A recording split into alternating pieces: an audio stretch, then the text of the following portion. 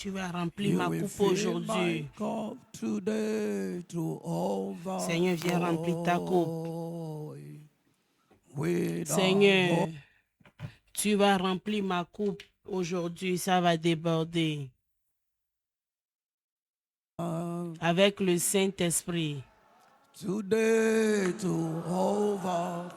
vas remplir ma coupe avec la puissance du Saint-Esprit. Tu vas remplir ma coupe avec le Saint-Esprit. Comme tu m'avais promis.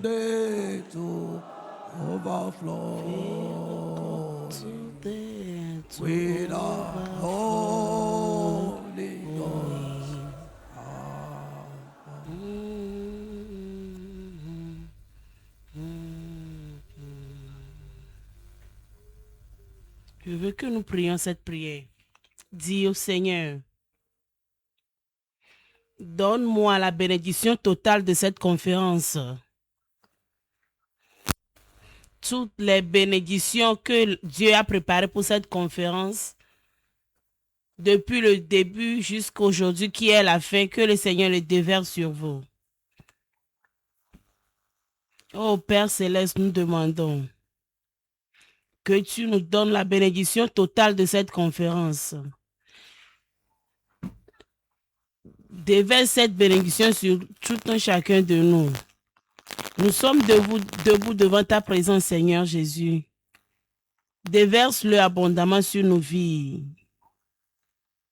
Toutes les bénédictions de cette conférence, Père, déverse-le sur nos vies.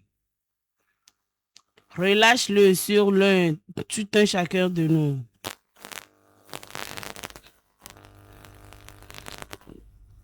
Nous allons partir à la maison avec nos seaux remplis de bénédictions. Nous allons recevoir l'abondance. Nous allons recevoir l'abondance. Seigneur, déverse cette bénédiction en abondance. Toutes les bénédictions que tu as préparées pour cette conférence, Seigneur, déverse-le sur nous en abondance. Au nom de Jésus, nous avons prié. Merci, Père précieux, pour les grandes choses que tu as commencé par faire dans cette conférence. Depuis le commencement, tu as été avec nous. Jusqu'à maintenant, tu es toujours avec nous. Tu nous bénis. Tu ouvres nos yeux. Tu nous remplis de tes paroles. Tu nous purifies. Et tu nous prépares pour le ciel. Reçois toute la gloire au nom de Jésus. Nous sommes encore venus pour recevoir de toi, Saint-Esprit. Nous demandons que tu nous bénisses encore une fois. On doit comprendre quelque chose.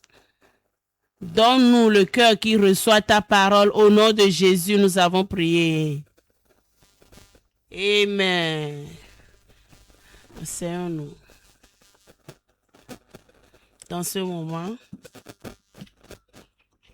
nous avons un thème très important à traiter. Le thème nous dit bien se marier et vivre saint dans le mariage. Bien se marier et vivre saint dans le mariage. Si tu regardes le programme,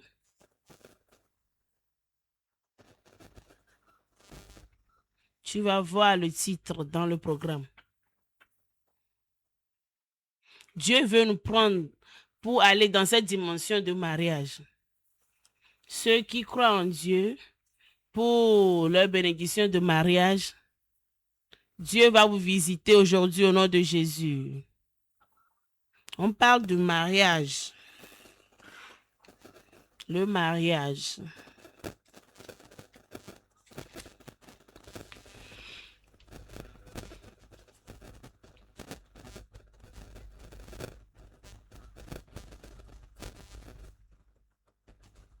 Le mariage, c'est une formalité légale. Une formalité légale qui est reconnue, une union reconnue entre un homme et une femme. C'est un événement aussi qui est fait dans la vie de quelqu'un qu'on appelle le mariage.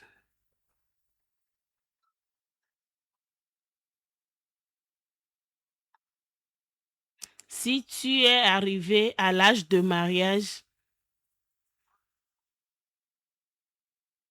et la bénédiction n'est pas encore venue, tu serais inquiet. Pourquoi je ne me suis pas encore mariée jusqu'alors?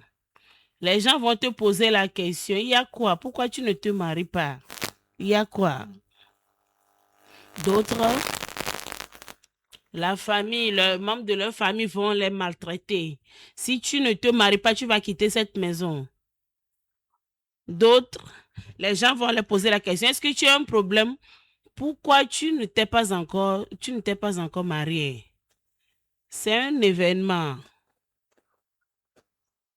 C'est un événement très important dans la vie d'un être humain. Le mariage.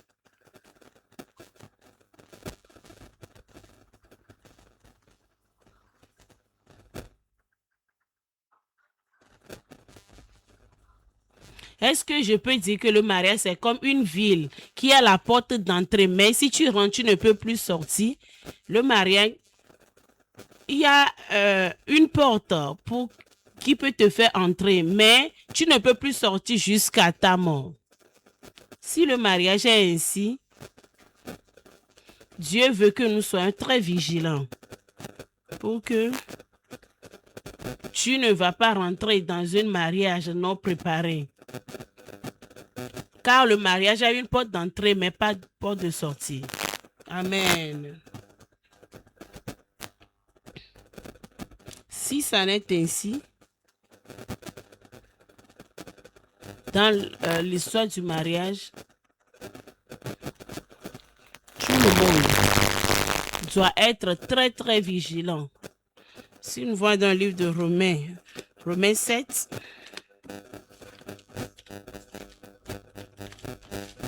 Romains 7,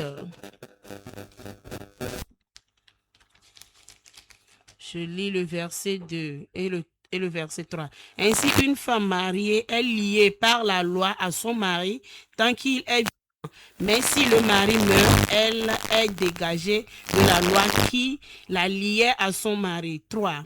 Si donc du vivant de son mari, elle devient la femme d'un autre homme, elle sera appelée adultère.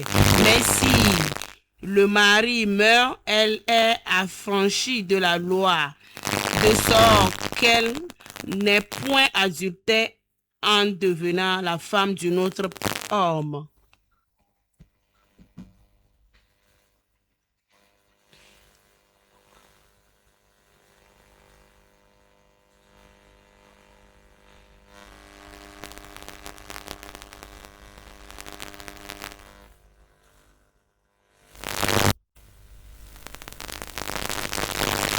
C'est une institution que quand tu rentres, ne pense pas que tu peux encore sortir, car il n'y a pas de porte de sortie jusqu'à la mort vous sépare. La Bible dit que tout homme, bien toute femme qui est mariée, vous êtes liés par la loi du mariage. Tu n'as aucun droit ou bien aucune excuse pour dire que tu ne peux plus continuer. Je veux me retirer. Tu ne peux pas te retirer. Une fois entré, tu es entré pour toujours. Le jour du mariage, on va te poser la question. Est-ce que tu as décidé ou bien tu es déterminé pour prendre cet homme comme ton mari, ton époux, de te soumettre à lui, de lui donner tout, jusqu'à ce que la mort vous sépare? Vous allez répondre. Tu as répondu oui, je vais le faire. Je le veux. On va poser la même question à l'homme aussi. Lui aussi, il va dire oui, j'accepte. Tu es rentré dans un bondage que c'est seulement la mort qui peut te faire sortir. Ce oui, je le veux que tu as fait ou bien que tu as dit, ça veut dire que c'est seulement la mort qui va vous séparer. On a dit d'autres, à cause du mariage, on fait ce vœu que pour le meilleur et pour le pire. Tu es rentré dans cette alliance pour le meilleur, pour le pire.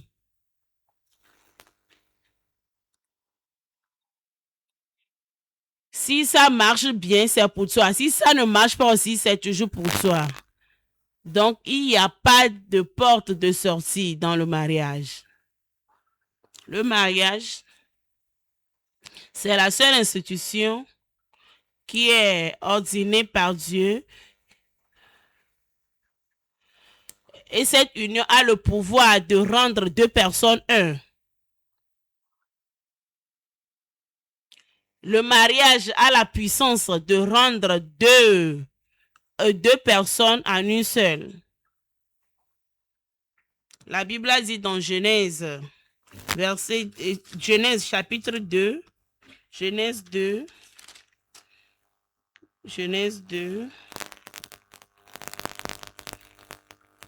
je lis le verset 24. C'est pourquoi l'homme quittera son père et sa mère et s'attachera à sa femme et ils deviendront une seule chair.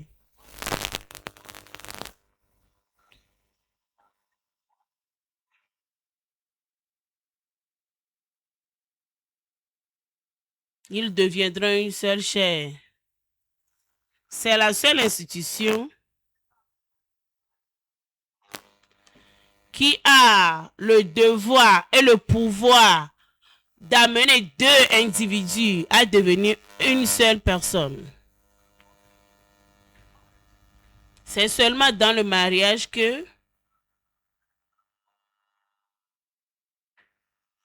tu peux comprendre bien, tu peux écouter que 1 plus 1 égale 1. C'est seulement dans le mariage. Ça, c'est ordonné par Dieu. Dieu qui a le pouvoir d'amener deux choses ensemble pour les faire un.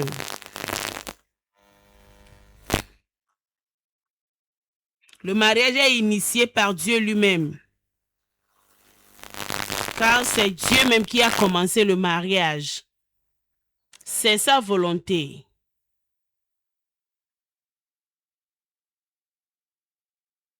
C'est la volonté de Dieu qu'un jeune homme et une jeune femme se marient. Dieu même a initié ceci. Dans Genèse 2, je lis le verset 18. L'Éternel Dieu dit, il n'est pas bon que l'homme soit seul. Je lui ferai une aide semblable à lui.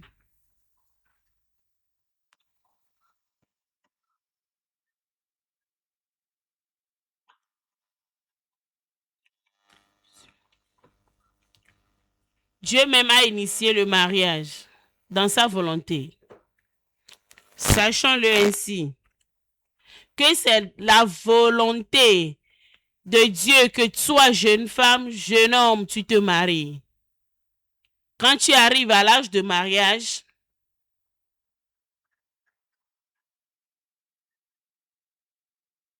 tu vas commencer par prier. Dieu, donne-moi mon partenaire. Si tu commences très tôt, Dieu va écouter ta prière. Une nuit, j'ai prié. J'ai prié cette prière que Dieu, je veux me marier, mais je ne sais pas à qui me marier avec. J'ai dit Dieu, je veux que tu me révèles qui marier. J'ai dit Dieu, je veux que tu me dises cette personne, ou bien quelque chose qui est relié, ou bien qui va me conduire vers cette personne, car c'est dans ta volonté seule.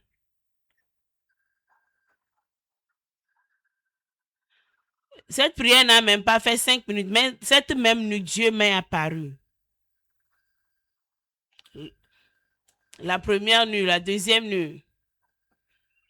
une autre révélation est encore venue dans le cas du mariage. Regarde ce que Dieu dit ici. Il n'est pas bon que l'homme soit seul.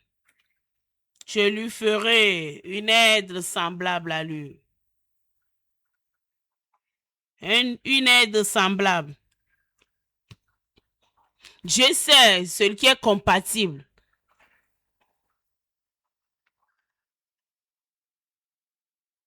Quand tu viens à l'âge du mariage,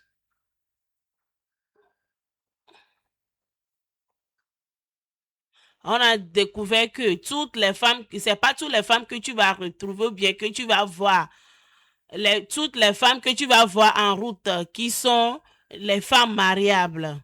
Gloire à Dieu. Comme un homme, tu veux te marier. Qui vais-je me marier avec? Tu vas commencer par chercher. Toutes les femmes que tu vas voir, ce n'est pas eux tous qui te sont compatibles. Dieu même sait la personne qui est compatible, qui t'est compatible. Qui veut se marier? Commence par prier. Dieu, donne-moi ma propre femme. Donne-moi ma propre femme. Comme il priait, Dieu s'est révélé à lui et dit,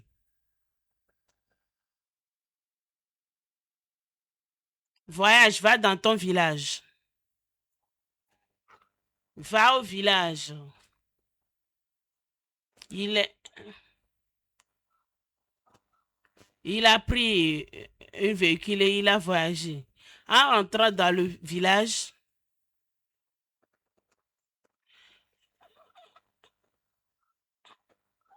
on lui a arrêté à la porte du village. Donc, il est obligé de prendre un zème de là pour rentrer dans son propre village.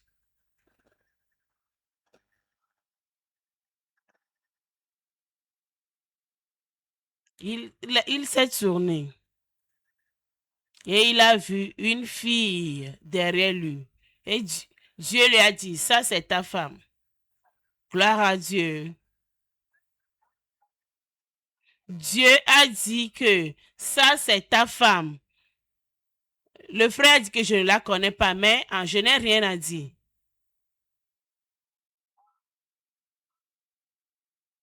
La sœur, elle allait à une culte le soir là.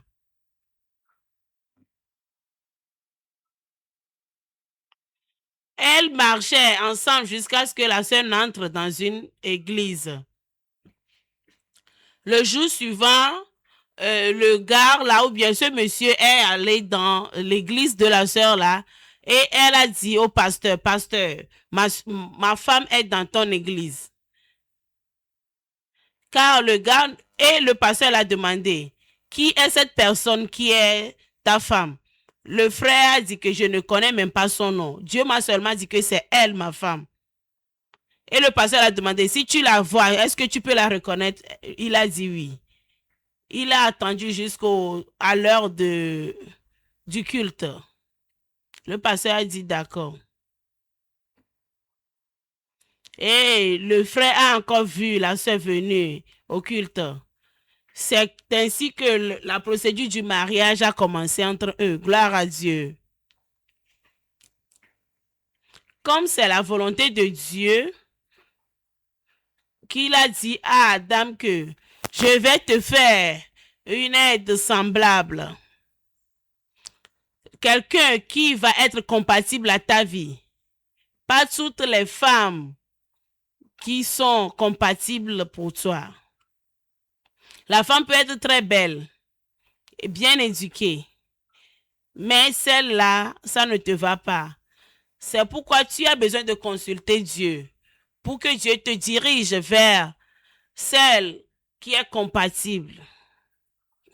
Le mariage, c'est bon, mais ne te précipite pas pour y entrer, car si tu te précipites pour entrer dans le mariage, tu vas vouloir courir pour sortir. Le mariage est bon, mais ne te presse pas pour y entrer. Si tu te presses pour entrer, tu vas définitivement vouloir sortir. Comment tu peux sortir? Car il n'y a pas de porte de sortie. Je connais une sœur des années passées. Nous étions dans la même église. Son père l'a marié à 14 ans. La sœur ne connaît rien sur le mariage.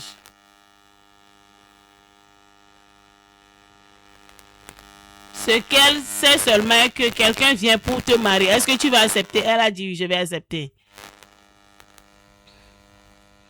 Dans les années là,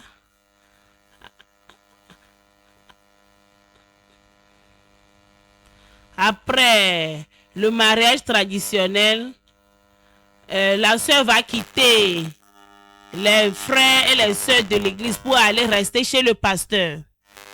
Donc la sœur est allée rester chez le pasteur jusqu'au jour de son mariage. Quelques jours avant le mariage,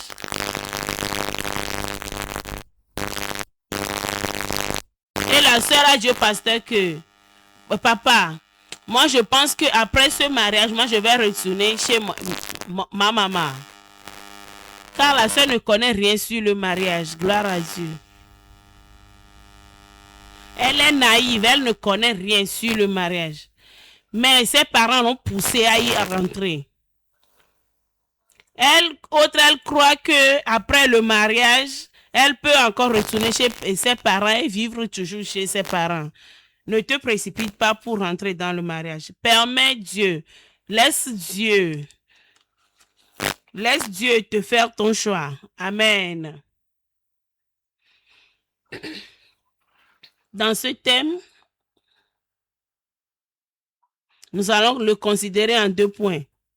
Le premier point est que bien se marier. Et la deuxième partie sera vivre sain dans le mariage. Pour bien se marier, il y a certaines étapes à suivre. Il y a les procédures à suivre. Si tu veux bien te marier, tu dois suivre ces principes et ces procédures. Le premier,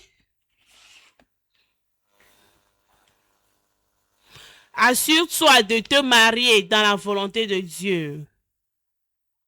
Assure-toi de te marier dans la volonté de Dieu. Détermine-toi comme un jeune homme, une jeune femme, que je vais me marier. Dis-toi que tu veux te marier. Mais je ne vais pas faire d'erreur dans ce mariage. Je vais me marier dans la volonté de Dieu. Je dois me marier dans la volonté de Dieu. Je connais une sœur. Cette sœur a dit, en ce temps-là, nous discutions. Et elle m'a dit, n'importe quel homme qui va accepter à m'épouser, je vais discuter avec lui. Nous allons nous asseoir. Et je vais voir le niveau de sa connaissance, le niveau de sa sagesse. Je vais voir comment cet homme est. Comme ça, si nous sortions dehors, je peux bien m'en sortir. Cette sœur a bien réussi dans ce qu'elle a dit.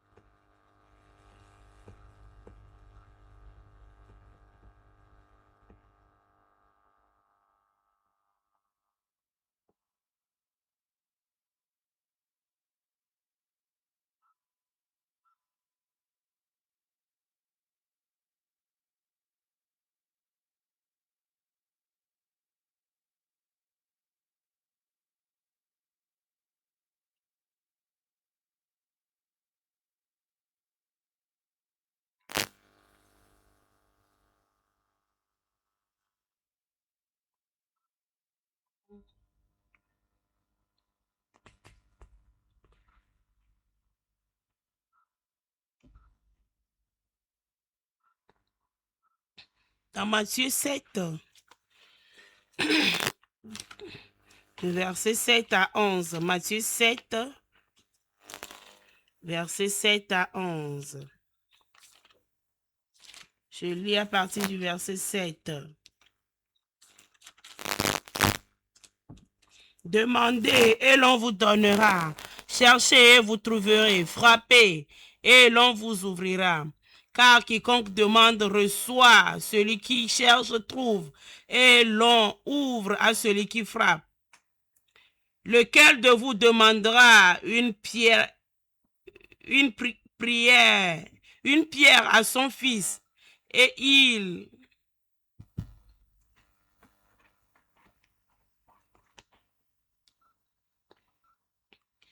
lui donnera du pain?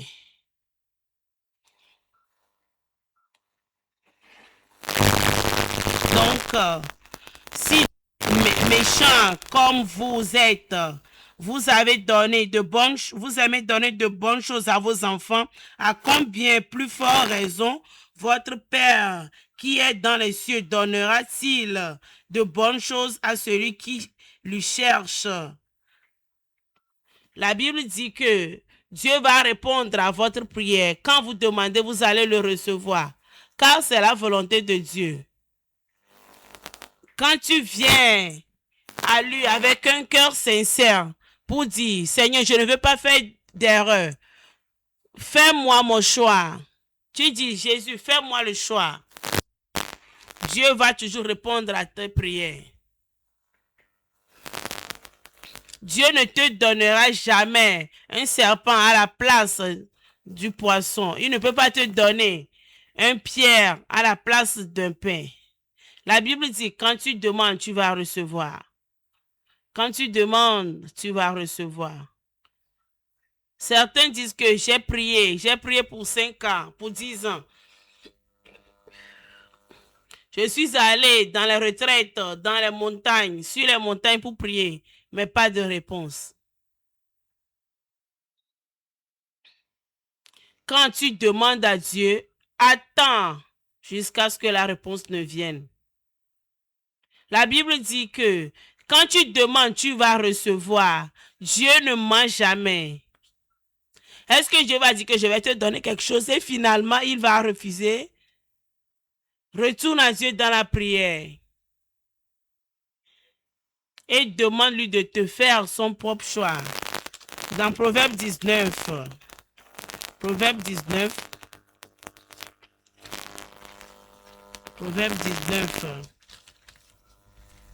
verset 14.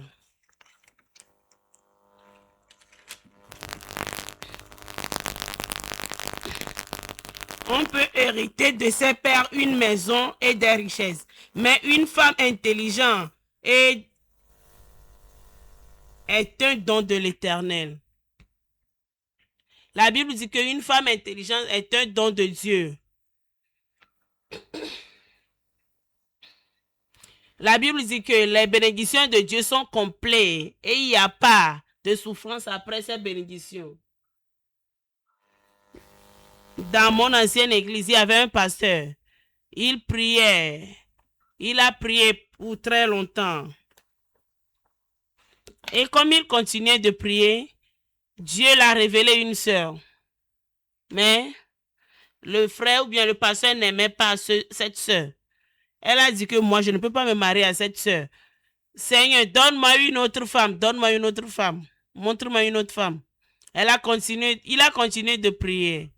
Dieu a toujours continué de lui révéler cette même sœur pour très longtemps. Et jusqu'à un jour, il a décidé, je ne sais pas pourquoi Dieu me révèle cette sœur. Je vais aller me marier avec elle. C'est quand elle s'est mariée à cette sœur, il a découvert que tout ce qu'il désirait dans la vie d'une femme, il l'a trouvé dans cette femme. Dieu a dit que je sais ce que tu veux, je sais ce que ton cœur désire. Le jour où il témoignait dans l'église, il a dit qu'il ne savait pas qu'il y a les choses précieuses cachées dans cette femme. Car ceci ne se regarder ou bien ne s'est pas dévoilé dehors. Toi seul.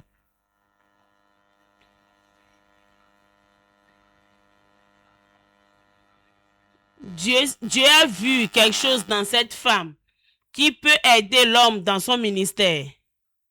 Mais l'homme ne peut pas reconnaître ce don. La Bible dit qu'une femme intelligente est un don de Dieu.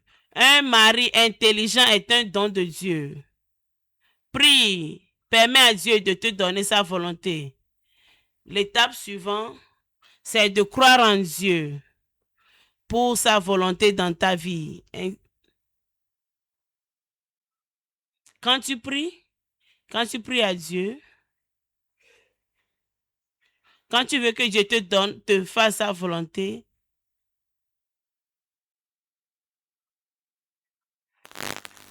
quand tu demandes la volonté de Dieu,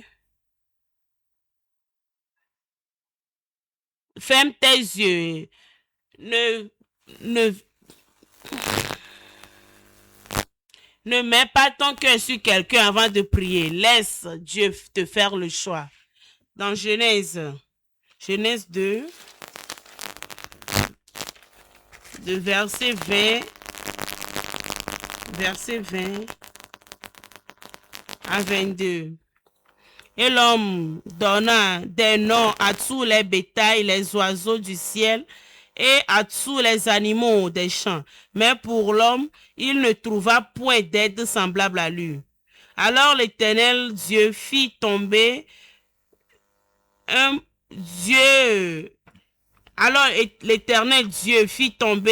profond sommeil sur l'homme, qui s'endormit. Il prit une de ses côtes et renferma la chair à sa place. L'Éternel Dieu forma une femme de la côte qu'il avait prise de l'homme et lui amena vers l'homme. Verset 23. Et l'homme dit, voici cette fois celle qui est os de mes os et chair de ma chair. On l'appellera femme parce qu'elle a été prise de l'homme. C'est quand Adam dormait que Dieu l'a donné sa femme. J'ai dit, crois en Dieu pour sa volonté dans ta vie. Donc, va te coucher, ferme tes yeux. Il y a certains, quand il veut se marier, il appelle leurs parents du village. Maman, papa, je vais me marier. Et il dit, je vais me marier, cherchez-moi quelqu'un. Mais d'autres, mais pour Adam, Dieu a fait qu'il a dormi. Il ne savait même pas comment la chose s'est passée. Il ne sait même pas comment la chose s'est passée. Mais est-ce que la femme est tombée du ciel? Comment Dieu a créé la femme? Adam n'était même pas au courant.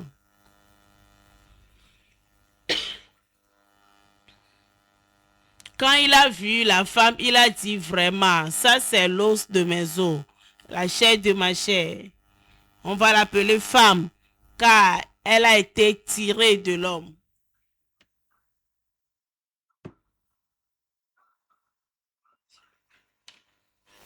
Femme, jeune homme, jeune femme, fermez vos yeux et permettez à Dieu de vous faire le choix.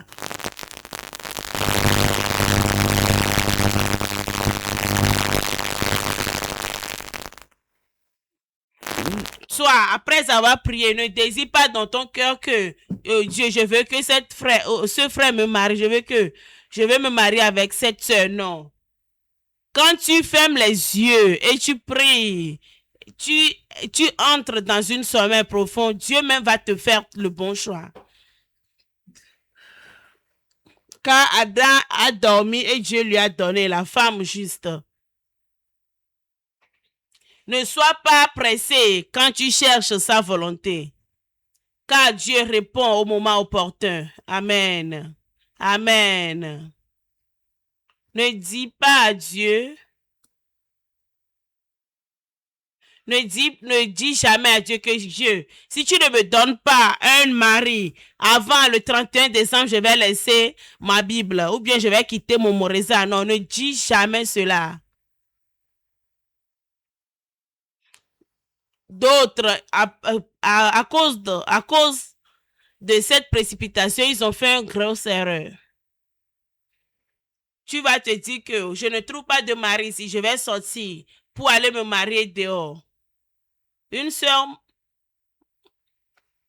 m'a appelé de l'Allemagne et elle m'a demandé, est-ce que vous êtes pasteur à Momoreza? J'ai dit oui.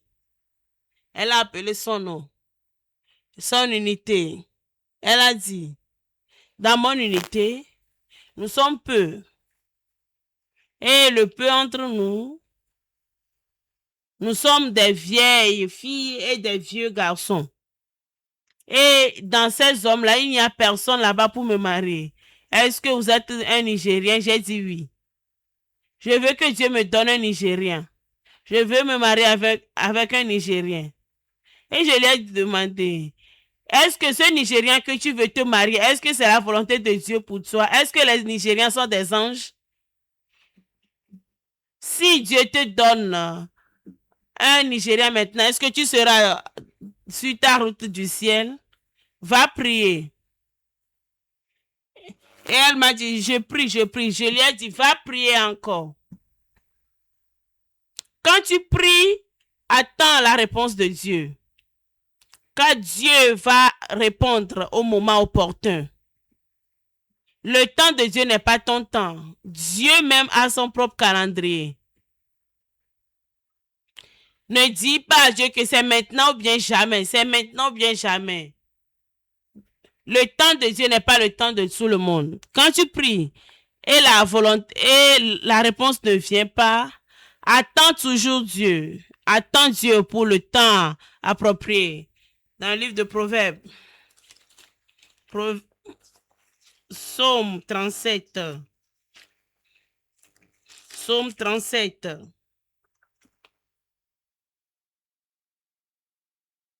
Verset 7. Garde le silence devant l'Éternel et espère en lui.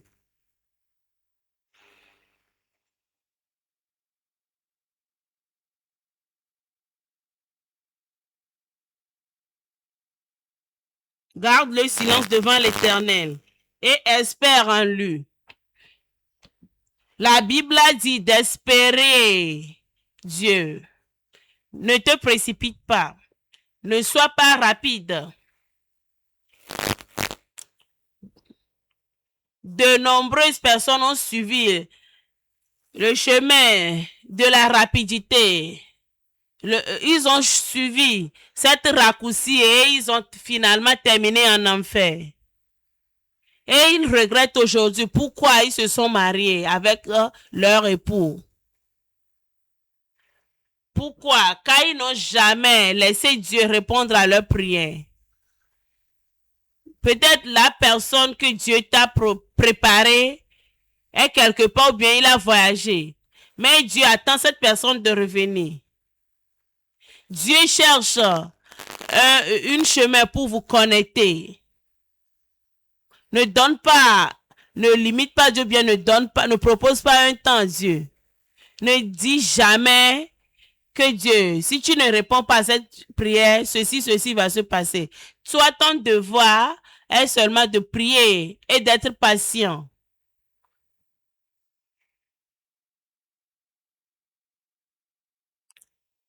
Permets à Dieu de répondre au moment opportun, car les voix de Dieu ne sont pas la voix des humains.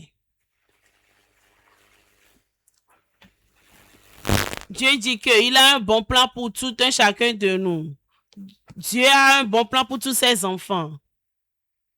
C'est le désir de Dieu que tu te maries dans les bons chemins.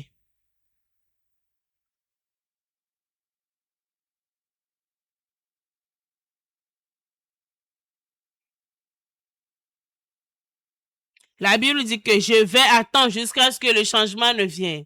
Job a dit, je vais attendre jusqu'à mon moment opportun va arriver.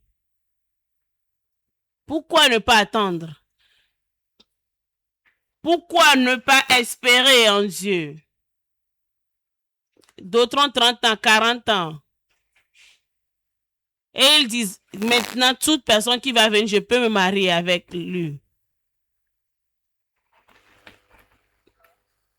De nos jours, tu vas voir nos sœurs, nos frères se marier avec les incroyants.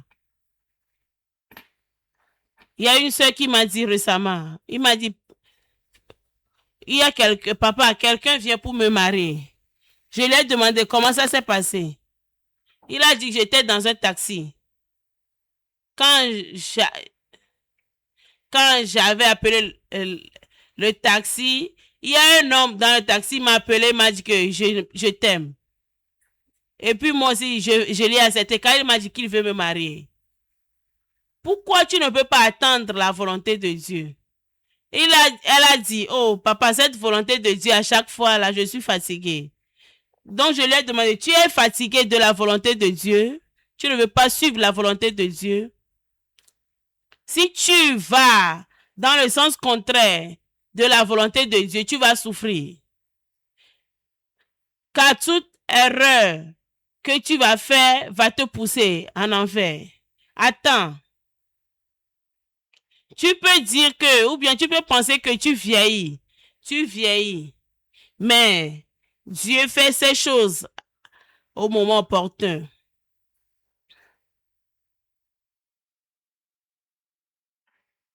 Quand le moment opportun de Dieu vient et Dieu te donne la personne appropriée, la personne qui te va, tu vas te réjouir. Comme Adam. Quand Dieu l'a amené, Ève, Adam était tellement content. Il a apprécié le cadeau. Donc, permets à Dieu de te donner ce que tu peux apprécier. Dis à chaque fois, tu vas dire à chaque fois, Dieu merci pour cet homme, Dieu merci pour cette femme. Dieu va toujours répondre au moment opportun. Prochainement, demande le conseil de Dieu chez ton pasteur.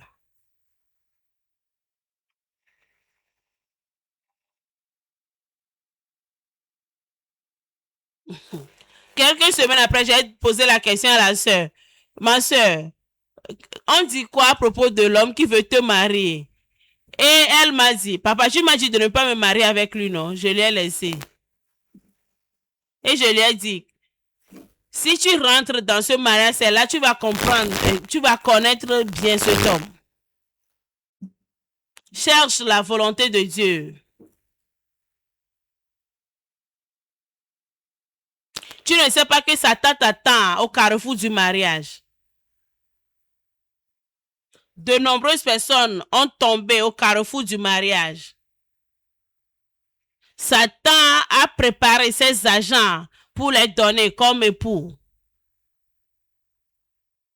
Ils sont tellement ambitieux pour se marier et ils sont rentrés, tombés dans la main de Satan. Quand tu veux te marier, va à ton pasteur. Demande-lui ou bien fais tout possible qu'il te garde. Dans Proverbe 11. Proverbe 11, verset 14.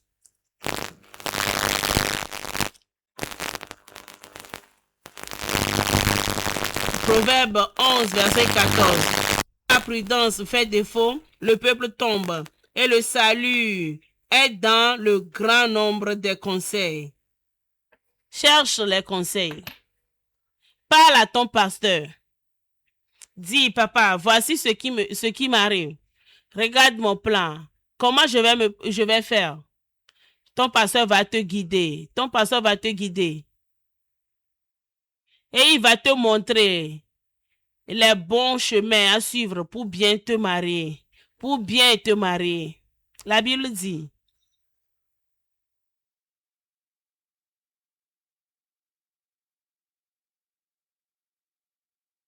La Bible dit que tu peux vivre dans une maison non clôturée. C'est mieux pour toi de te marier C'est mieux plus que de te marier avec une femme à problème. Dans certains mariages, tu vas voir, l'homme va rentrer très tard dans la nuit à cause des problèmes. Et certaines femmes, elles n'arrivent même plus à rentrer à cause des problèmes de son mari. Et elle dit souvent que mon mari est incroyant. J'ai fait cette erreur. Mais maintenant, avant j'ai fait cette erreur et je me suis mariée avec un incroyant. Maintenant, mes yeux se sont ouverts. Mais je ne peux plus sortir. Cherche le conseil chez les hommes de Dieu. Amen. Amen.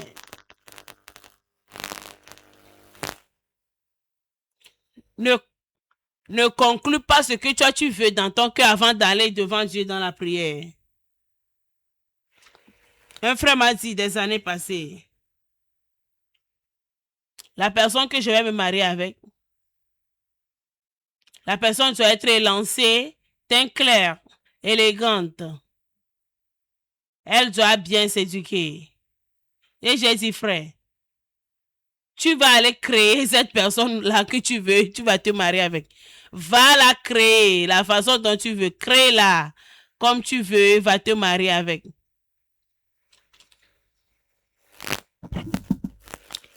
Si tu veux demander, tu veux chercher la volonté de Dieu dans le mariage, ne dis pas à Dieu que je veux un homme qui est lancé, un homme teint clair, un homme riche, non.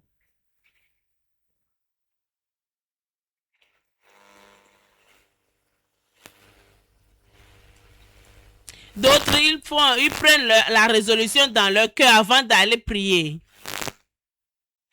Soit ton cœur a déjà accepté quelqu'un d'autre, mais tu retournes dans la prière. Dieu a dit qu'il va accepter vos désirs ou bien la volonté de votre cœur. Tu te couches, tu fais des rêves. Toi-même, tu dis que j'ai fait ce rêve, j'ai fait ce genre de rêve. C'est parce que tu as déjà quelqu'un dans ton cœur. Tu dis, Seigneur, je cherche ta volonté, mais toi, tu as déjà pris ta ferme résolution. Juge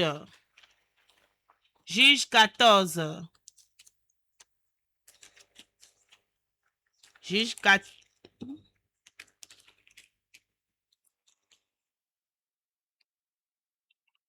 Juge.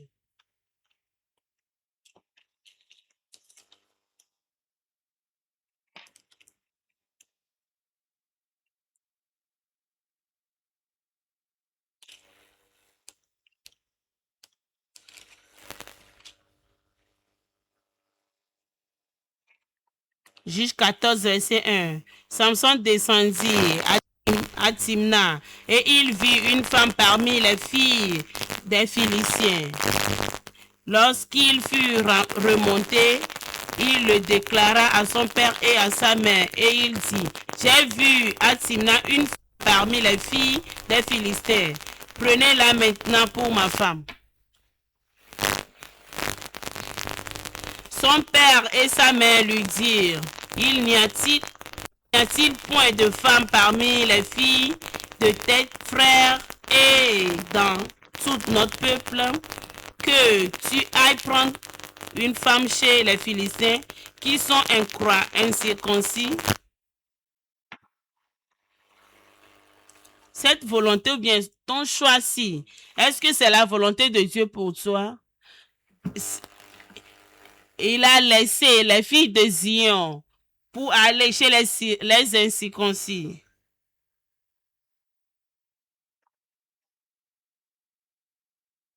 Il a dit, père, mère, regardez, elle me plaît bien, prenez-la comme femme pour moi. Mais il ne sait pas que c'est cette femme qui sera sa destruction. Cette femme a mis fin au ministère de Samson. Cette femme a amené les ennemis pour venir crever ses yeux. Quand Samson est détruit, la mission de Delilah a pris fin aussi.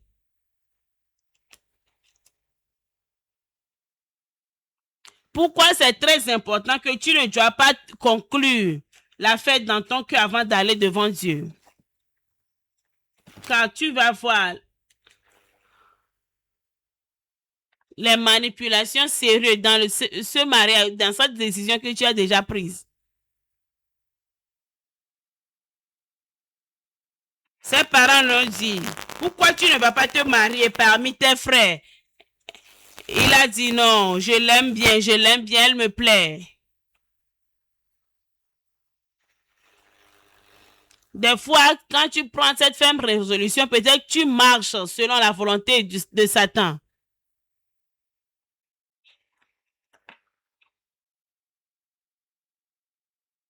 Certains mariages qui ne sont pas dans la volonté de Dieu ont pris fin une semaine après le mariage. Mais la parole de Dieu dit ici, ne permets pas que ton cœur te déçoive en faisant les choix. Bien se marier. Il faut bien se marier. Car tout ce qui brille n'est pas de l'or.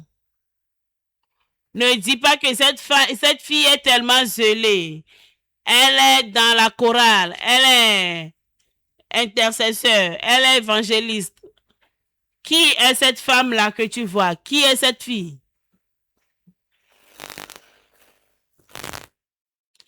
Quand tu la vois même, retourne à Dieu. Dieu connaît cette femme ou bien cette personne plus que toi. Va demander à Dieu, Dieu, qui est cette femme?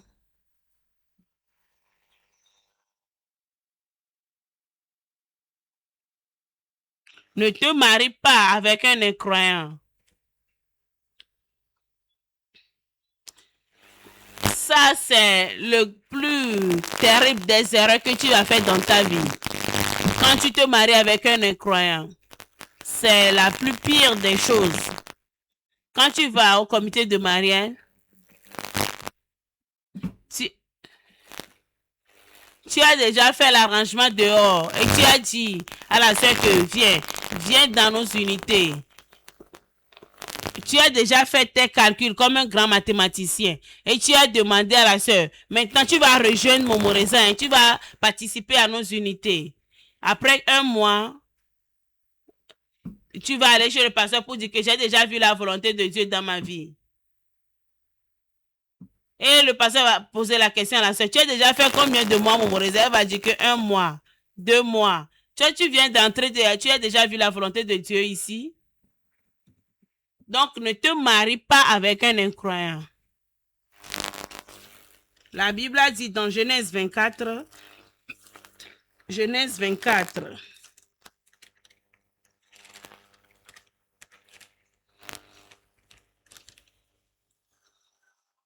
à partir du verset 1, Abraham était vieux, avancé en âge, et l'Éternel avait béni Abraham en toutes choses. Abraham dit à son serviteur, le plus ancien de sa maison, intendant de tous ses biens, mais je te prie, ta main sous ma cuisse. Verset 3.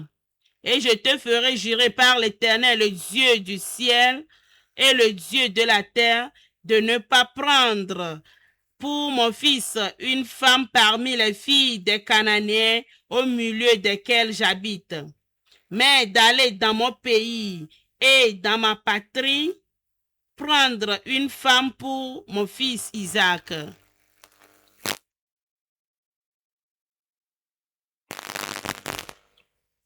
Ne te marie pas avec un incroyant. Abraham a dit à son serviteur, ces Cananéens dont on vit avec eux, elles ne sont pas saints. Elles ne font pas la volonté de Dieu. S'il te plaît, va chez... Mais ces gens-là, je suis sûr d'eux. Ne marie jamais mon enfant ou bien mon fils aux filles de Canaan. Pourquoi aujourd'hui de nombreux croyants, leurs yeux sont dehors? Ils aiment se marier avec les incroyants. de mariage.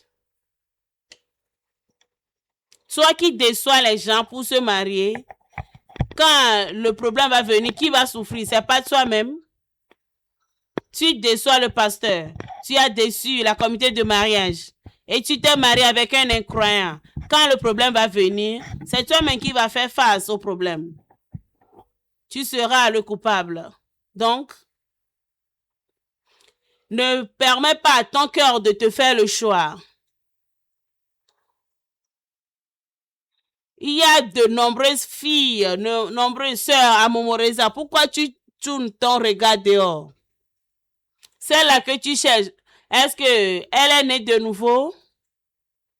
Tu ne veux même pas savoir. Tout ce que tu veux est de te marier.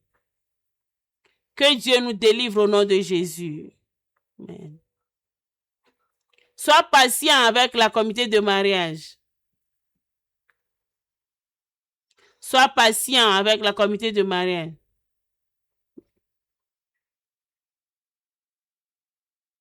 D'autres viennent au comité de mariage et ils disent, moi je ne veux pas tarder ce mariage, hein. Je veux que les choses aillent vite, vite.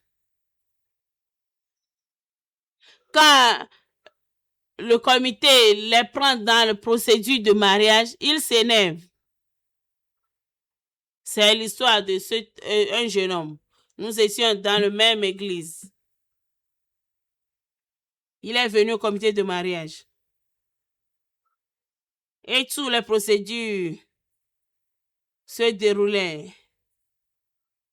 Il s'est marié à une sœur dans la même église.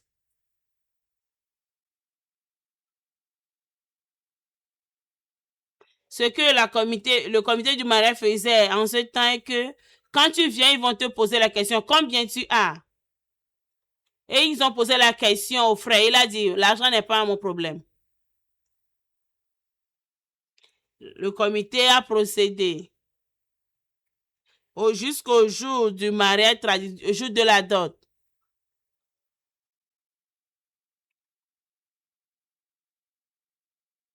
Quand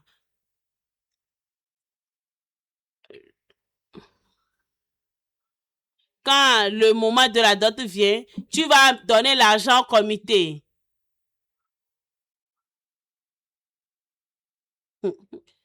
Tu vas donner l'argent au comité. Donc, c'est le comité qui va prendre soin de toutes les choses jusqu'à la fin. Jusqu'à ce que l'argent là ne finisse. Et on a posé la question, frère, où est l'argent? Amène-le. Il est venu avec un sac le jour là. Le sac là était très joli. Et puis, on l'a demandé. Donne-moi l'argent, amène l'argent. Il a dit que non, ne vous inquiétez pas, c'est l'argent qui remplit cette sac. Ne vous inquiétez pas, utilisez vos argents. Vous allez prendre l'argent là finalement ici. Et ils ont fait tout. La dot a déjà été lieu. Donc, tout a été déroulé dans les bons noms. Mais on l'a posé la question, amène maintenant l'argent. Amène l'argent, amène l'argent. Et puis, il dit finalement que, vous savez, il n'y a pas d'argent, je n'ai aucun argent. Donc, ils sont obligés de cotiser l'argent. Et le jour du mariage,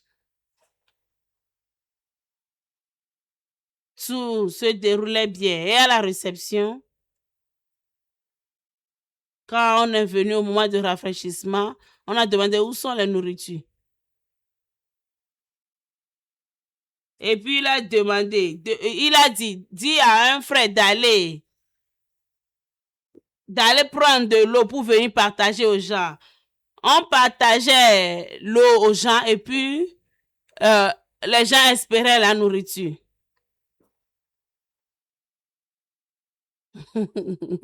On espérait la nourriture. La nourriture ne venait pas jusqu'à un moment donné. Le frère a pris sa famille, ils sont rentrés dans la voiture et allés à la maison et dit que si vous attendez la nourriture, vous allez demeurer dans cette église-là aujourd'hui. Moi, je m'en vais avec ma femme.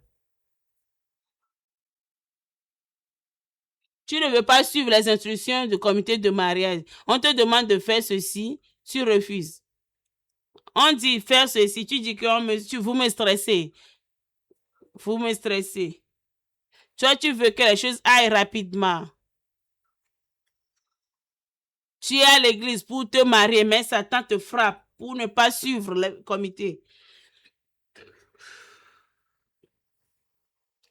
Que Dieu délivre nos bien-aimés au nom de Jésus. Sois patient avec le comité de mariage.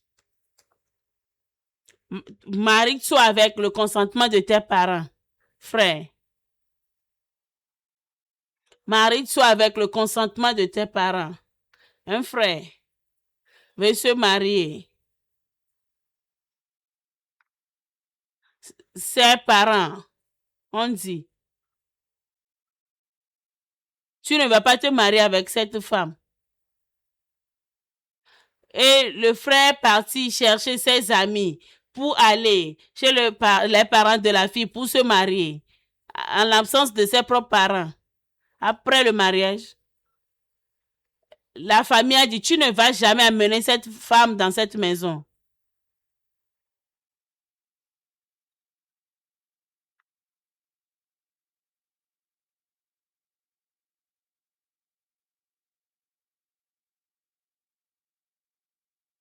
Ceci se passe beaucoup aujourd'hui.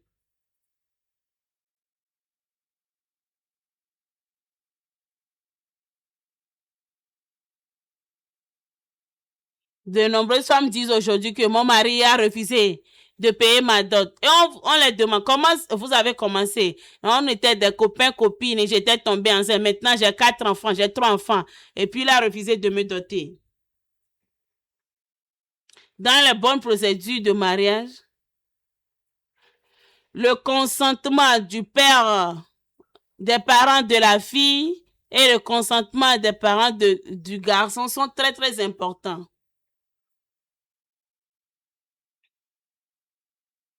Tu vas aller chez la famille de la sœur. Et tu dois aller chez les parents de la fille et puis ils vont t'accepter d'abord. Tu vas aller chez le frère aussi. Les parents du frère aussi doivent voir la sœur et ils vont être d'accord. Il faut que le consentement des parents aussi soit accepté dans le mariage. Gloire à Dieu. Donc Genèse 24, verset 48 à 50. Puis je me suis incliné et prosterné devant l'Éternel, et j'ai béni l'Éternel, le Dieu de mon Seigneur Abraham, qui m'a conduit fidèlement afin que je prise la fille du frère de mon Seigneur pour son fils. Maintenant, si vous voulez user de bienveillance et de fidélité envers mon Seigneur, déclarez-le-moi, sinon, déclarez-le-moi, et je me tournerai à la droite ou à gauche. Laban et Bethuel répondirent et dirent, c'est de l'Éternel que la chose vient. Nous ne pouvons pas te parler ni en mal ni en bien.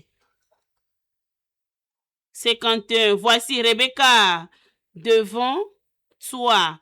Voici Rebecca devant toi et va, et qu'elle soit la femme du fils de ton Seigneur, comme l'Éternel a dit. Quand le serviteur d'Abraham a vu Rebecca autour du puits, il l'a amené chez ses parents pour chercher l'accord des parents de la fille avant de la prendre en mariage.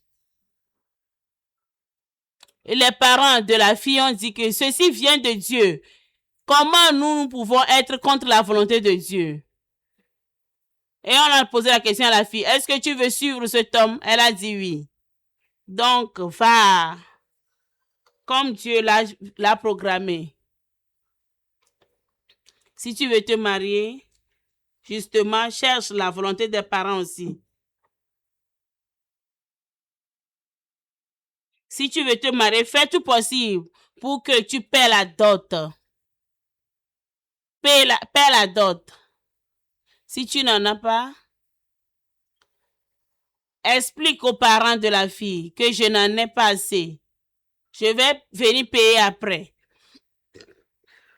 Pour qu'ils te laissent leur fille. Quel qu'en soit le temps, si ça a duré, fais tout possible pour aller repayer cette dot, car tu as pris une femme à crédit. J'ai écouté l'histoire d'une sœur. Elles se sont mariées dans l'incroyance. Maintenant, elle est membre.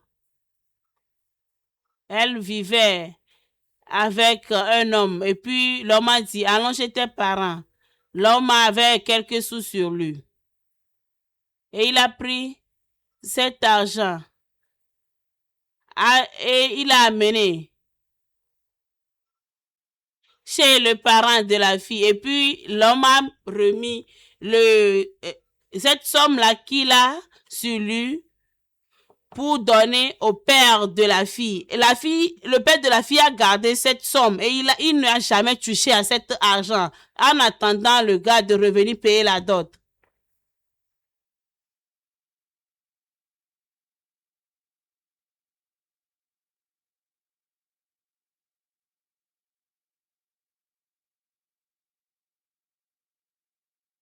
Faites tout possible pour que vous ne polluez pas votre lit. Dans Hébreux 30,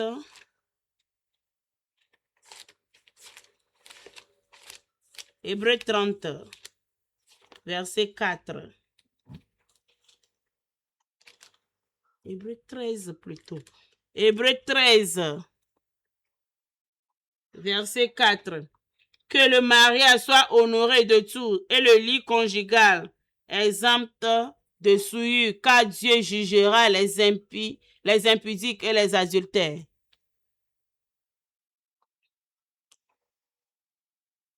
Vous avez le temps pour discuter, pour parler. Faites tout possible pour que tu ne détruis pas, tu ne souilles pas ton lit conjugal. Mais si tu souilles le lit avant le mariage, il faut savoir que tu as amené problème sur toi-même.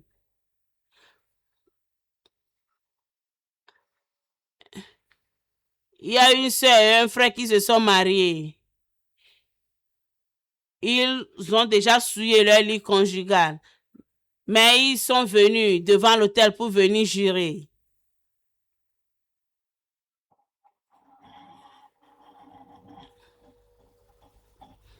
Et puis, ils se sont mariés, ils ont eu des enfants. Mais il y a les problèmes.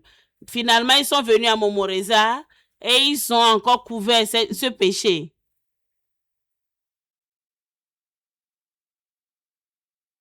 Cette soeur et ce frère, ils doivent faire cette restitution devant l'église pour dire qu'ils ont souillé leur lit avant le mariage. Et ils l'ont fait. Bien se marier. Amen. Ne te marie pas selon ce que tes yeux ont vu. Sinon, tu vas échouer demain. Les choses que tu as vues avec tes yeux et puis tu as commencé par courir après les choses là. Les choses sur lesquelles tu fondes ton mariage aujourd'hui peuvent s'écrouler demain. Si cette beauté que tu as vue en cette femme, cette beauté-là disparaît demain, comment tu vas faire? Ne fonde pas ton mariage sur ce que tes yeux voient, mais sur les instructions de Dieu. Amen. Le deuxième point, vivre sain dans le mariage. Vivre sain dans le mariage. Ceci est une responsabilité individuelle qui est basée sur l'amour et la soumission. Dans Éphésiens 5.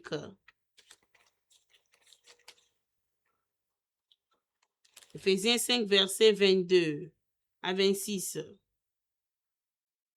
Femmes, soyez soumises à vos maris comme au Seigneur, car le mari est le chef de la femme, comme Christ est le chef de l'Église, qui est son corps et dont il est le sauveur.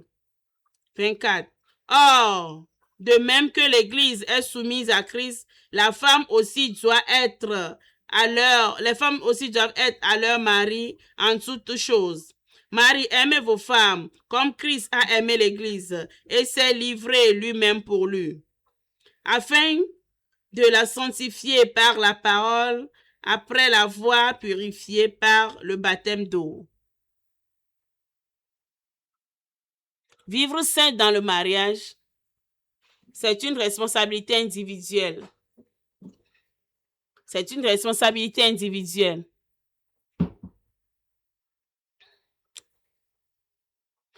Quand tu suis les Écritures maintenant, tu vas voir que la femme aussi a son rôle à jouer de même que l'homme. Quand tu échoues dans ton rôle, n'accuse personne, car c'est une responsabilité individuelle. Dieu t'a donné pour toi comme en tant que femme et pour toi aussi en tant qu'homme. D'autres femmes disent que c'est mon mari qui me pousse à ne pas me soumettre. Il est la personne qui me pousse. Moi, je veux me soumettre, mais la façon dont mon mari se comporte, je ne peux pas me soumettre. C'est une responsabilité individuelle. Dieu t'a donné ta responsabilité dans la famille. Et Dieu a donné la responsabilité à l'homme aussi. Fais face à ta responsabilité pour que tu n'aies pas de problème devant Dieu. Pour que Dieu ne te juge pas, que Dieu ne t'accuse pas. Quand tu vas devant Dieu, Dieu te demande pourquoi tu ne t'es pas soumis à cet homme. Qu'est-ce que tu vas dire?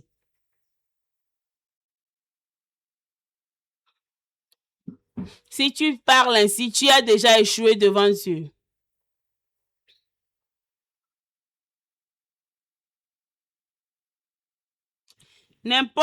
Tout ce qui peut se passer, tout ce qui se passe, fais tout possible pour faire la volonté de Dieu. Si c'est difficile, demande la grâce. Demande la grâce de Dieu à le faire. Comme ça, si tu te tiens devant Dieu, tu ne seras pas condamné. Même si la femme ne se comporte pas bien, la Bible a dit, aime-la.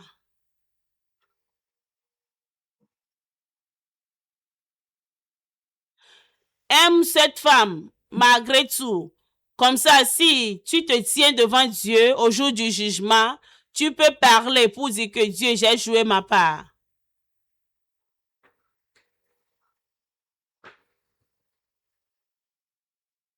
Tu vas parler comme Adam. C'est ta responsabilité de bien jouer ta part.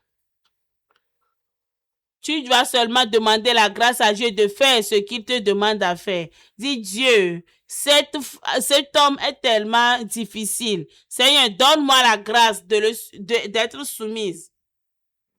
Seigneur, donne-moi la grâce d'être soumise.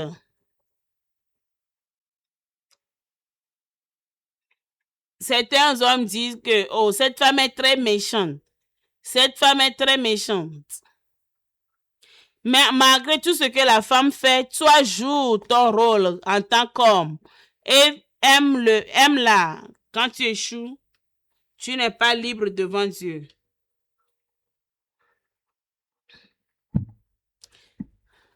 Si une famille va être sainte, tout le monde doit jouer sa part de responsabilité.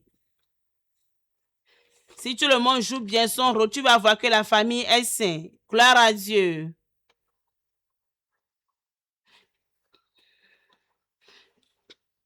Tu n'as pas une excuse à donner devant Dieu quand tu échoues.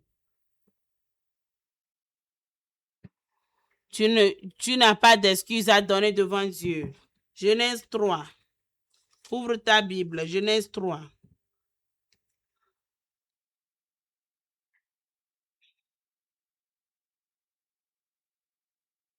À partir du verset 10.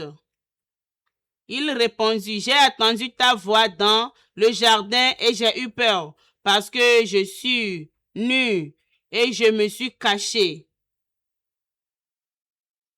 On va lire à partir du verset 9.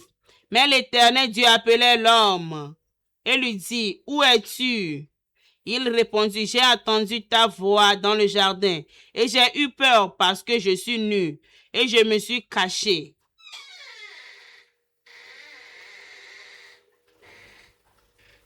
Et l'Éternel Dieu dit, qui t'a appris que tu es nu? Est-ce que tu as mangé de l'arbre dont je t'avais défendu de manger?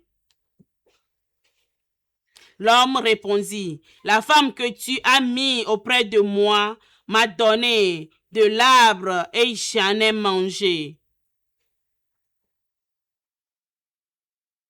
Et l'Éternel Dieu dit à la femme, pourquoi as-tu fait cela? La femme répondit, le serpent m'a séduit et j'en ai mangé.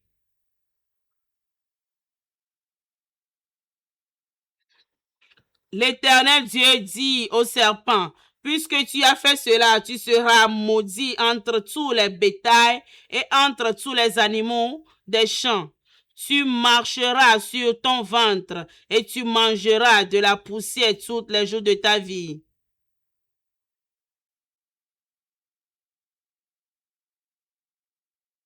Tu as vu les excuses de l'homme ici?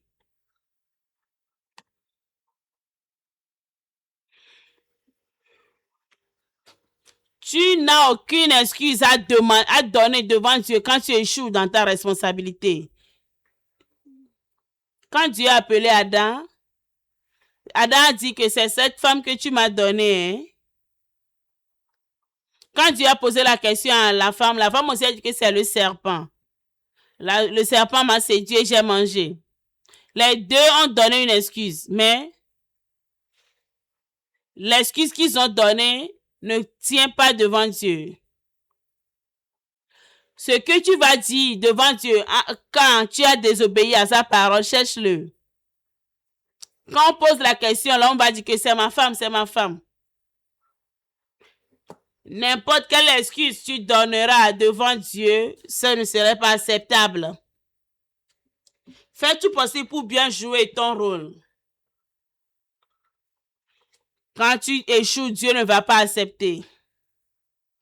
Tout ce que Dieu nous demande, c'est d'obéir à sa parole, à ses commandements. Il nous a donné la grâce à obéir.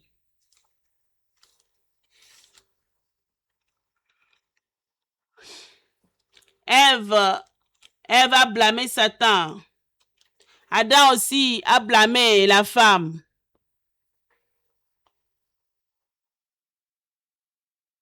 Mais quand tu lis le verset là vers le bas, tu vas voir le jugement de Dieu. Le jugement de Dieu est venu sur eux. Dieu a maudit la terre à cause de la femme. La femme aussi a été maudite à cause de la désobéissance. Les deux ont souffert à cause de la désobéissance. Donc, soyez vigilants et obéissez aux paroles de Dieu. Un mariage saint produit les enfants saints. Un mariage qui est saint produit les enfants saints. Dans Genèse 18, à partir du verset 17 à 19. Genèse 18. Alors l'Éternel dit, cacherai-je à Abraham ce que je vais faire? Abraham deviendra certainement une nation grande et puissante, et en lui sera béni toutes les nations de la terre, car je l'ai choisi, afin qu'il ordonne à ses filles et à sa maison après lui de garder la voie de l'Éternel, en pratiquant la droiture et la justice, et qu'ainsi l'Éternel accomplisse en faveur d'Abraham la promesse qu'il avait faite. Je dis, dans une famille sainte, il y a les enfants qui sont saints. Ce mariage-là qui est saint,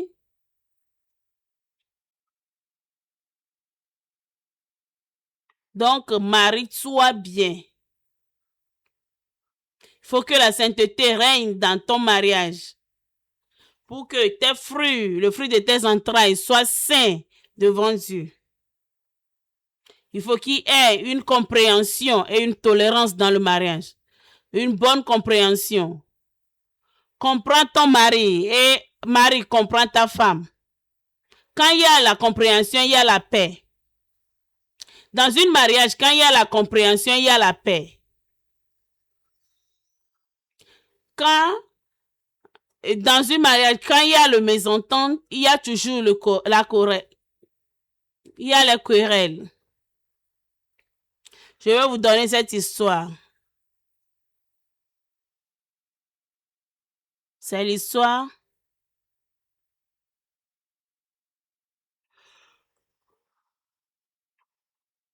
de la famille qui a eu le meilleur mariage.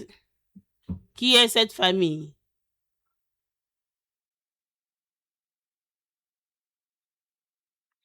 Le meilleur mariage, ou bien le meilleur couple sur la terre, c'est le mariage entre un mari aveugle et une femme sourde et muette. L'homme est aveugle. Il ne peut pas voir les erreurs de la femme. Quand quelque chose est gâté, l'homme ne sera pas au courant. Il ne peut même pas voir. Toutes les fautes de la femme, l'homme ne peut pas le voir. Et la femme sourde et muette, tout ce que l'homme fait dans le mariage, elle ne parle pas. Elle ne parle pas. Quand l'homme est aveugle et la femme est sourde et muette, oh, il y a la paix dans le mariage. Amen. Donc, ils sont les meilleurs couples. L'homme n'a rien pour voir et accuser. Et la femme aussi ne parle pas. Tout ce que l'homme fait, tout ce que les mauvaises choses que l'homme fait, elle n'a rien à dire. Elle ne peut pas parler. Et cet mariage a eu la paix. Pour qu'il y ait la sainteté dans ta famille, je prie pour qu'il y ait la sainteté et la paix dans vos mariages au nom de Jésus. Soyons sur nos pieds. Ouvre la bouche et prie. Commette-toi dans la main de l'Éternel. Dis au Seigneur de t'aider. Sous la grâce que tu as besoin de survivre. Tout ce dont tu as besoin pour bien évoluer dans le mariage, la porte de mariage va s'ouvrir pour toi. Tout ce que tu as besoin, c'est la grâce de Dieu. Donc, demande la grâce de Dieu. Je n'écoute pas ta voix. Seigneur, donne-moi ta grâce. Seigneur, fais-moi grâce. Je veux que ta grâce m'accompagne. Tout ce qui se passe dans ma vie, Seigneur, je veux que ta grâce m'accompagne. Seigneur, donne-moi la grâce de bien jouer ma part. Donne-moi la grâce d'être humble, d'être soumise. Donne-moi la grâce, Seigneur. Seigneur, déverse cette grâce sur moi. Demande cette grâce. C'est ta responsabilité. Tu dois l'assumer. Tu dois le faire. Tu ne peux pas donner une excuse à Dieu. L'excuse n'est pas... Tes excuses ne sont pas acceptées devant Dieu. Demande la grâce. Seigneur, donne-moi la grâce de faire ce que tu veux que je fasse. Seigneur, donne-moi la grâce d'obéir à tes instructions divines. Déverse cette grâce sur ma vie. Donne-moi cette grâce. Donne-moi cette grâce. Quelle qu'en soit la méchanceté de cet homme, Seigneur, donne-moi la grâce de le supporter. Donne-moi la grâce. Les hommes prient pour que Dieu vous donne la grâce d'aimer plus vos femmes. Seigneur, les hommes ont besoin de ta grâce dans leur vie pour aimer leurs femmes. Nous avons besoin de cette grâce. Au nom de Jésus, nous avons prié. Amen. Nous allons encore prier. Il y a certaines familles aujourd'hui, Satan les a mariés au carrefour. Tout agent de ténèbres qui attend au carrefour de mon mariage, Seigneur, détruis-les. Tout instrument de Satan, tout agent de Satan qui m'attend au carrefour du mariage, Seigneur, termine-les aujourd'hui, détruis-les aujourd'hui au nom de Jésus. Ouvre ta bouche et prie. L'ennemi a positionné cet agent pour détruire ton mariage. En te mariant, peut-être tu peux aller en enfer. Prie, demande à Dieu de détruire tout agent de Satan, tout agent satanique qui t'attend au carrefour du mariage. Que le Seigneur les détruise. Seigneur, détruis-les, détruis-les, détruis-les, détruis-les. Détruis-les, Seigneur. Tu ne sais pas que l'ennemi t'attend. De nombreuses personnes sont en enfer aujourd'hui à cause de ce qu'ils ont enduré, ce qu'ils ont souffert dans le mariage. Satan a décidé d'utiliser le mariage pour les amener en enfer. Et ils disent que mon mari, ma femme, c'est à cause d'eux que je suis ici. Tu vas rater le ciel, tu vas louper le ciel pour aller en enfer à cause de ton mari ou bien à cause de ta femme.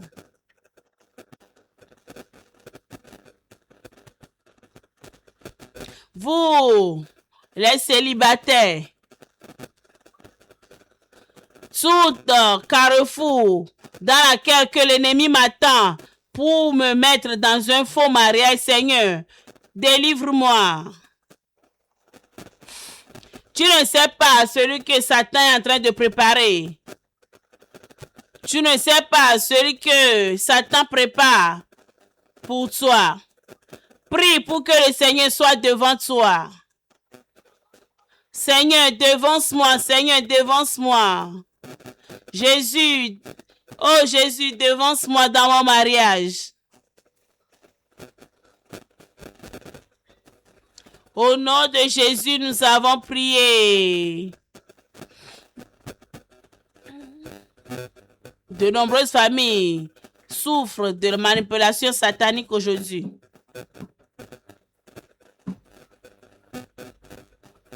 Tu poses la question et la femme va te dire que un peu de choses maintenant, nous allons nous quereller. Tu vas prier que toute manipulation satanique dans mon mariage, toute manipulation satanique dans ma famille, Seigneur, enlève-les aujourd'hui au nom puissant de Jésus. Seigneur, détruis-les. Toutes les manipulations sataniques dans mon mariage, dans ma famille, toutes les oppressions sataniques qui veulent amener le trouble, les querelles, les disputes, oh, les bagarres dans mon mariage, pour amener la mésentente parmi nous. Seigneur, détruis-les, détruis-les, détruis-les, détruis-les. Toutes les esprits de ténèbres, Seigneur, détruis-les au nom puissant de Jésus.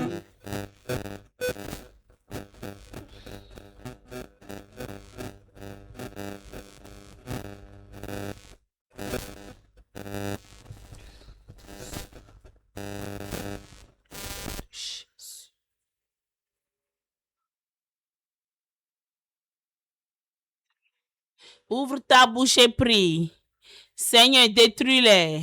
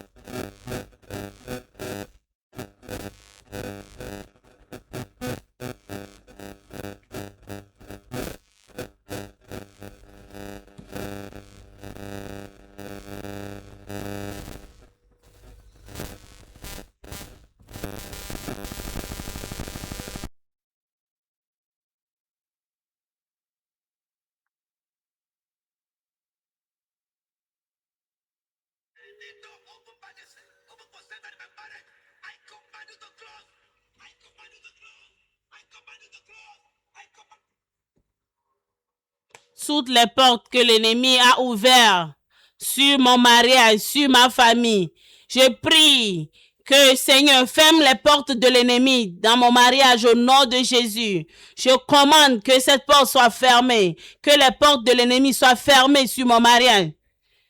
Au nom de Jésus-Christ, nous avons prié. Amen. Merci, Père divin. Tu l'as encore fait dans nos vies. Reçois la gloire, reçois l'honneur, reçois toutes les adorations. Au nom de Jésus, nous avons prié. Toute puissance qui œuvre dans une famille ici, je vous déclare échoué au nom de Jésus. Toutes les plans de l'ennemi contre une famille ici, je détruis les plans là au nom de Jésus. Toutes les plans de l'ennemi contre un mariage, une famille, je déclare que vos pouvoirs soient anéantis, nuls et sans effet au nom de Jésus. Je couvre vos familles avec le sang de Jésus. Amen, le sang de Jésus. Le sang de Jésus couvre les familles. Amen. Au nom de Jésus, nous avons prié. Amen.